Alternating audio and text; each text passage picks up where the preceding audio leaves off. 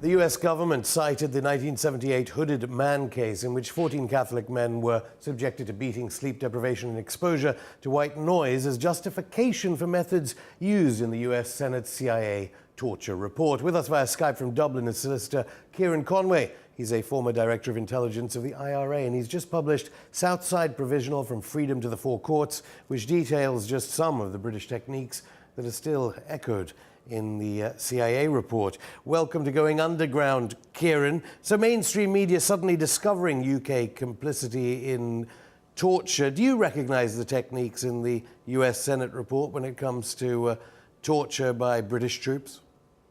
I do. Well, the only sophisticated version was that of the so-called Hooded Man, which is to be reopened before the European Court of Human Rights.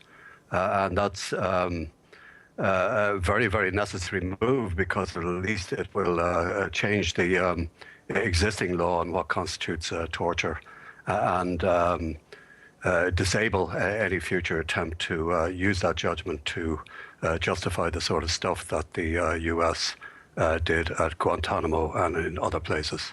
And what sort of torture? You detail some of it in the book. Are we talking about, because the book even talks about the raping of Catholics and as well as murder, but here we're talking very much about British soldiers, throwing people out of helicopters. Yes, that sort of thing. That was at the less sophisticated scale, if you like. That was the fists and boots element in torture, which was extremely common. The majority of the people I was in prison with were subjected to such forms of torture, or ill treatment, as the European Court decided to call it at the time. But there were a group of men who were carefully selected on a geographical basis for special treatment over an extended period. They were forced to remain in a standing position. White noise was streamed. They were deprived of food, drink. There were various other, they were hooded, of course, throughout, supposedly to avoid them recognizing each other, which is all nonsense. And they were very disorientated, and most of them suffered lasting damage as a result of that treatment back in 1971. The big question, of course, in American media has been whether torture, while of course being illegal under the Geneva Conventions, worked. When you were at the IRA, did torture work? Because you did say that it created widespread paranoia. Mm-hmm. Well, up to a point it did. Ill treatment, it's a matter of historic fact that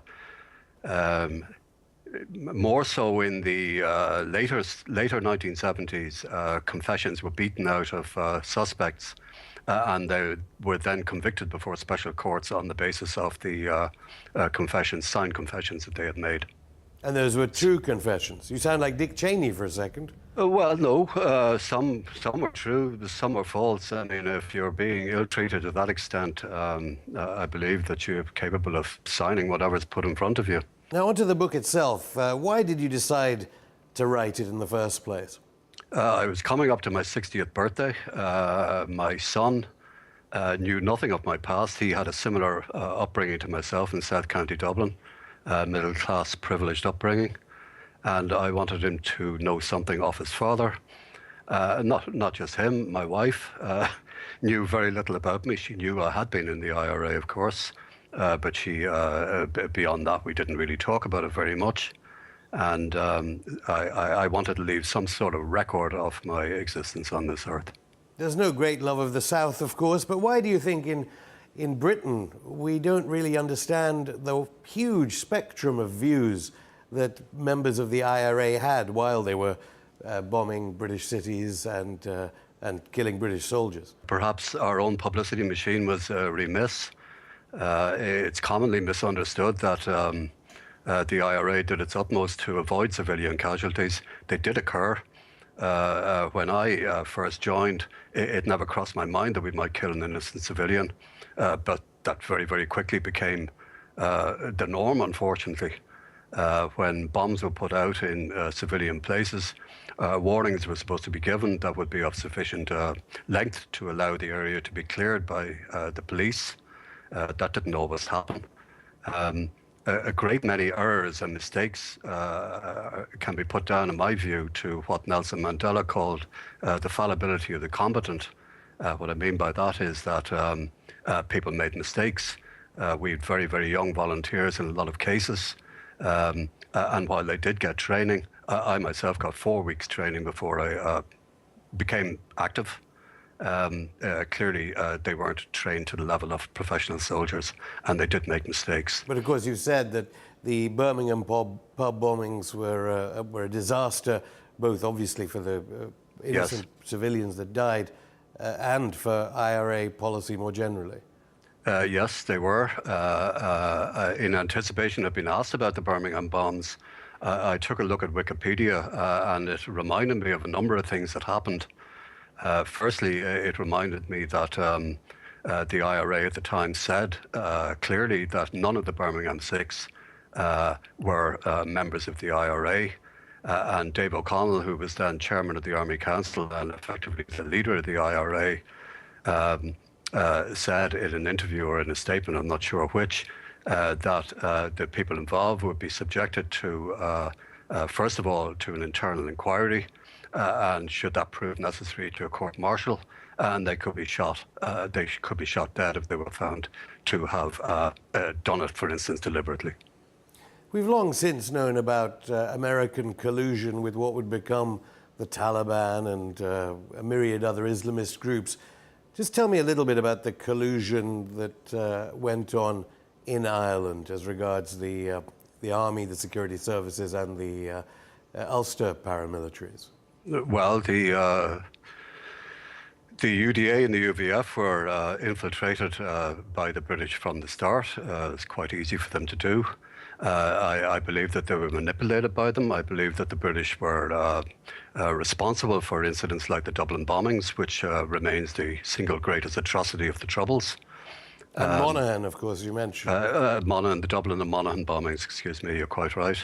And also for the sectarian murder of Catholics, with a view to provoking the IRA into a response so that the British could then portray themselves as peacekeepers between two sets of religious fanatics. You also talk about Garda collusion, of course, in the Irish police. Yes, well, collusion would not be my word. I mean, I would view the members of the Garda that gave us information as patriots, and I think they took great risks with their careers and with their lives to assist in what was, I believe, a justified struggle.